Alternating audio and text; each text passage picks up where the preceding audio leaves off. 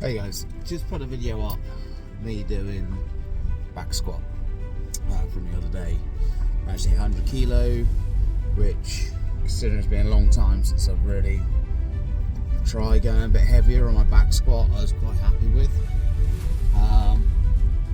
But I've met a lot of resistance over the years about people, surfing's the best thing for my surfing. It's really good. Obviously it's extremely good, but just think about it. If you repeat a turn over and over again, then you're going to get better at that turn, but your endurance is going to disappear. You need to increase your energy and power output per session, and yes, you'll get very, very good at that maneuver without weights, but you're holding back. You're not allowing yourself to progress any further. And I'm not saying you've got to be a pro or an athlete, but the level is increasing in the UK slowly.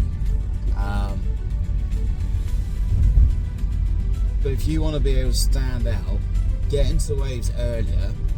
Actually catch a wave at busier spots like Bournemouth Pier, North Fistral, Croyd, and these other popular crowded spots.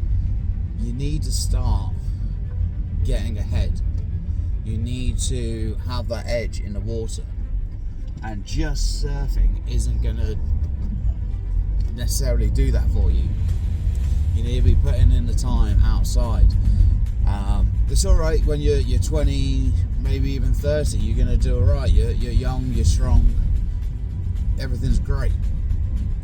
When you start getting on a bit, you need to have a body that's going to help you. Now, when I was in my 20s, I've done a lot of break dancing, surfing, snowboarding, free running, all sorts. Anything that I could hurt myself with, really, and I'm paying the cost. A friend of mine was very nice to take me out in a rugby tackle, even though we weren't actually playing rugby, and that has forever ruined my knee. I still have problems to this day, despite having 2 surgeries. So I am limited. So for me, and for anyone else that's ever had any sort of injury whatsoever, you need to be doing mobility. You need to be working on your strength. And even if you come from a more scientific point of view of, if you want to get a bigger turn or a stronger bottom turn, you need to be able to go against the momentum, the inertia of the wave to produce that power. So if you're not increasing your general strength, which is your inertia, your energy output, you're not going to progress. You're going to get to a certain point and basically plateau. Yeah, you might get a poor bit of spray kicking out the back, but you're not going to know how far you can push it, how well you can do. So that is where I'm coming from with the strength point of view. If you don't want to do it, that's absolutely fine, but it's going to get to a point soon where the surfers around you in the lineup are going to cotton on. They're going to start doing more gym workouts and progressive overload. Just doing 30, 40, 50 press-ups a day instead of a bunch of squats, although it's a good starting point, isn't going to be enough over time. Your body gets used to it. You need to keep your body guessing. You need to keep stimulating the muscle and the mind. And if you're not going to do that, you're going to get left behind. It's as simple as that.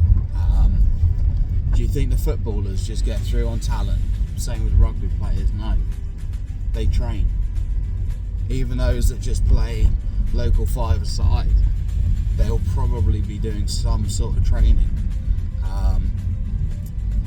What do you want to do at the end of the day?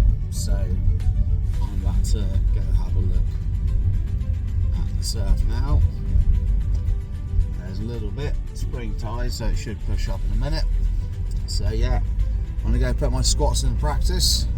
Some nice small waist high waves, and do do stronger, harder turns than those that don't strength train.